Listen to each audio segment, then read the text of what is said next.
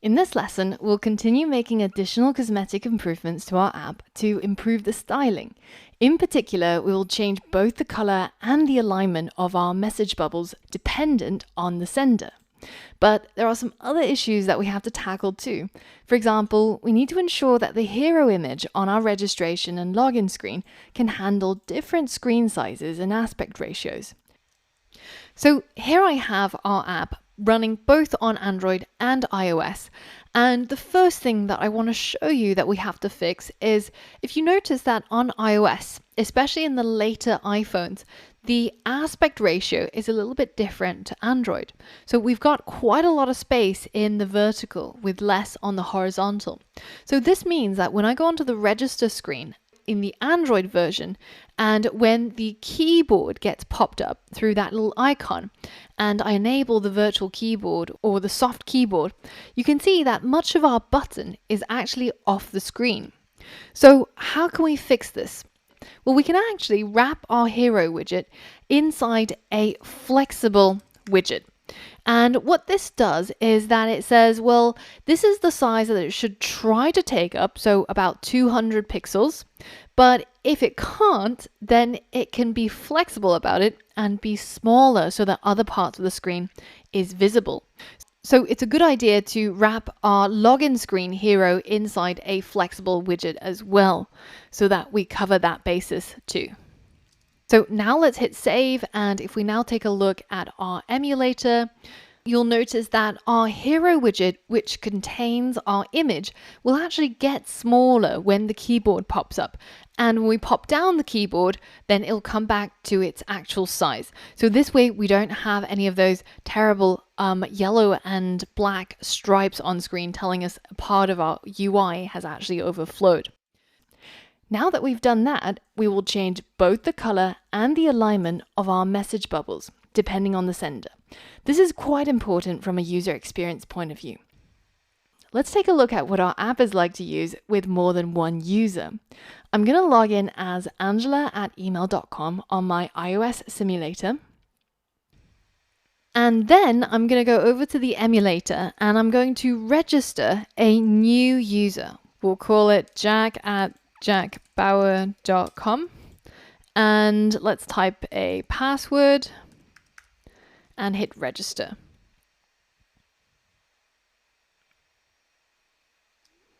So now I've got both users shown on screen, and you can tell that if I type a message over here, say, hello Jack, and send it, then you'll see that that message appears over here, but not mentioning the order, which is out of order, which we'll fix, but it's also really hard to tell who sent that message, right? Like it looks like it's all from the same person, even though there's lots of people in this group chat. A much better user experience would be something like this. Here, our message bubbles are both aligned and colored differently, depending on the sender. Also, you can see that we've styled the corner of the message bubble to point towards the sender. This is what we're aiming for by the end of the lesson. Let's tackle the appearance of our message bubbles on our chat screen first. Instead of having a bubble, I want to have it have a little, almost like a speech arrow, right? So that it's a bubble, but then there's a little corner here showing which side it came from or showing which sender it came from. To do that, we have to split up our border radius for that blue material. So instead of just having a all-round circular border, we can actually change it to use something called border radius dot only. And this allows us to set a different border radius for each of the corners. So we can say that we want a top left of probably circular 30. And we want a bottom left of the same 30 circular radius. And we finally also want one on the bottom right. That's also going to be the same 30 pixels. So now we should have a border radius that has a round border for the top left, and bottom right. And if we hit save now, you'll see that our speech bubbles now have a little pointy part that points to the user that sent it. So now that we've got it like this, it would be nice if we could change the appearance for any messages that came from other users other than ourselves. So for example, the messages could have a different color and they could maybe be on the left rather than on the right. And the little pointy arrow could be pointing to the top left corner and all sorts of things that we can change to differentiate which messages came from us versus from other people. Now, how can we do this? Well, we know that over here we have this thing called logged in user, right? The current user saved inside this Firebase user object. So that means that if we move this logged in user out to the same place where we've got our Firestore, then we can access it inside our messages stream.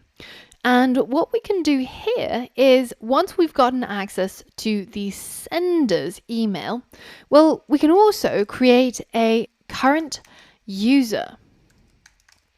And we can set that to the logged in user's email address. So we've got an email of the person who sent this particular message that we're looping through, and we've got the email of the user who's currently logged in, so it's not difficult to compare whether if these two match to see whether if this message that we're going through at the moment is in fact sent by the person who's currently logged in to the app. We could simply just make an if statement checking if current user is equal to message sender. Well, that means that they match, right? This means that the message is going to be from the logged in user. So how can we send a variable over to our message bubble? Maybe we could have something that's a Boolean called isMe. And it could be set to true or false, depending on whether if the message is from the current user. So we have this isMe variable and we initialize it when we create our message bubbles, and we can send it over based off our if statement. But instead of using an if statement, we can just use the condition. The double equals will test for equality between the current user and the logged in user's email and give us either true or false. If the current user is equal to the message sender, and if that's the case, then isMe should be set to true, and if that's false, then isMe should be set to false. So now that means inside our build method for our message bubble, we have access to this Boolean called isMe. So we know when we're building a bubble that consists of a message from me. So as a challenge, I want you to change the color of the message bubble based off that property. So if it is me, the bubble should have that light blue accent, but if it isn't me, then it should be a white bubble instead. So pause the video and see if you can complete this challenge. All right, so again, we're going to need to use that ternary operator, and now we're checking the value of isMe. If it's true, then my messages will be light blue. And if it's not sent by me, then we're going to set its background color to white. So now if we hit save, and once you've restarted the app, you'll see that all the messages that are sent by the current user who's logged into the iPhone, which is angela@email.com, is blue. But all the ones that were sent by other users, like angela@gmail.com or jack@jackbauer.com, well, they're white. The only problem is that we can't see the message in it because it's also white. So let's go ahead and change the color of the text of the message bubbles which are sent by other users. And we'll change it to a black 54. So we can delete our if statement now.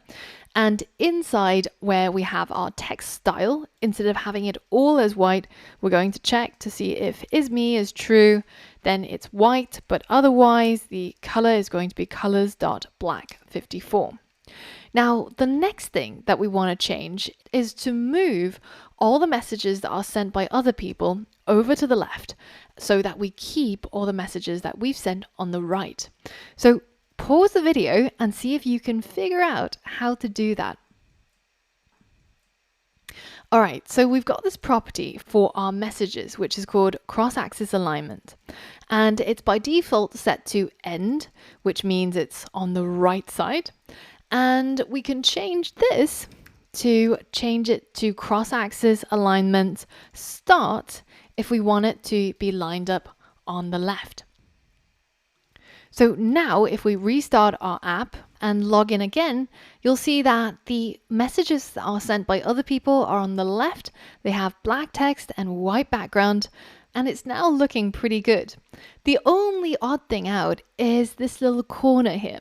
It would be great if this little straight corner was over here pointing at the sender of the message on the top left corner when it's sent by somebody else.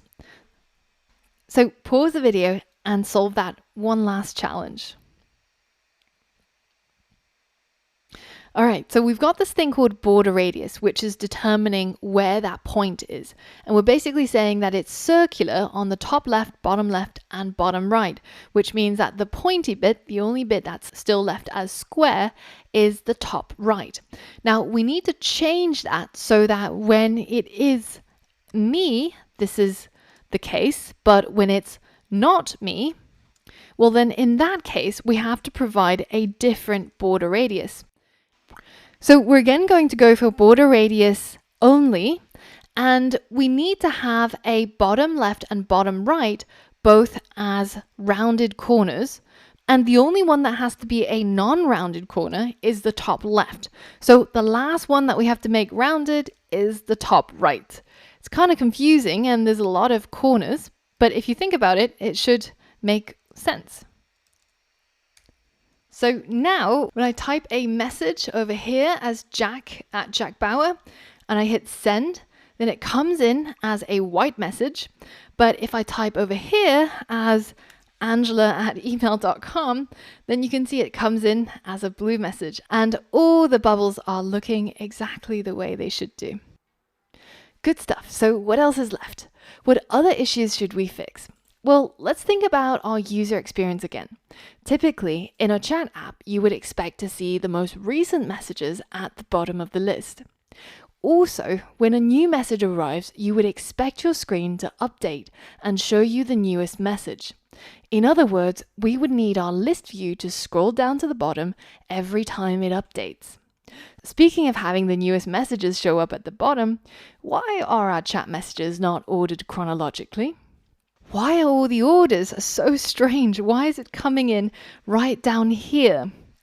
Well, this is because we initialized our Firebase database a long time ago, and we've been doing various changes and we've been messing around with it throughout this module. So in order to fix the ordering, the first thing we have to do is to go into Firebase and actually delete the entire collection.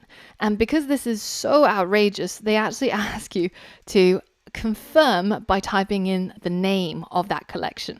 We're going to leave this collection as blank because we're going to be filling in all the data over from our app. And you can see that as soon as I've deleted the collection, our apps have responded by wiping the messages too. So now over here, I'm going to type the inaugural message from the Jack account, and I'll type one from the Angela account. Now at this point, there's one other problem, which is why is it that the messages are being ordered in such a strange way? Why are they all appearing right at the top? And you can see that as I add more messages in here, that at some point it's going to go beyond what is visible on the screen. So you can see that that message already went down all the way to there. So if I add another message, you can see that it's not going to show up and it's not going to scroll to it. So how can we make it do that? How can we make it scroll to a position? Well, the way that we can do this is by adding a property to our list view.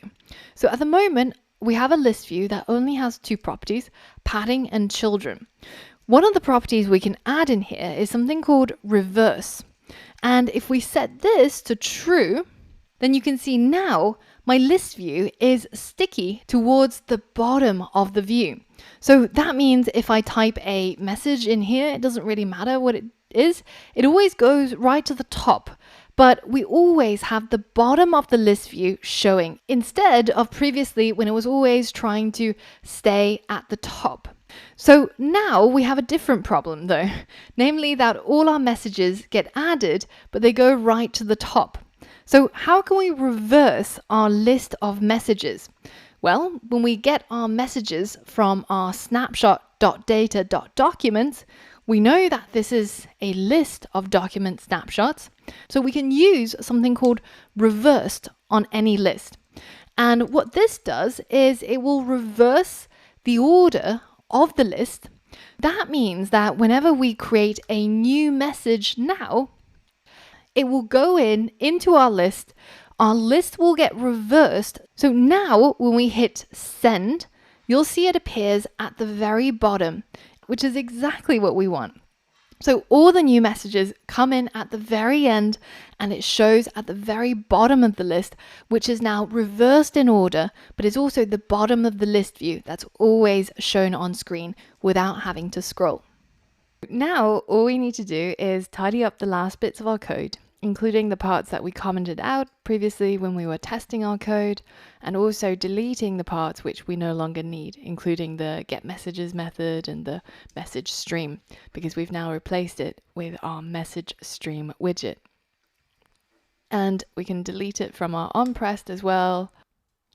Brilliant. So we've made quite a few styling and user experience improvements in this lesson by configuring our message bubbles and list view.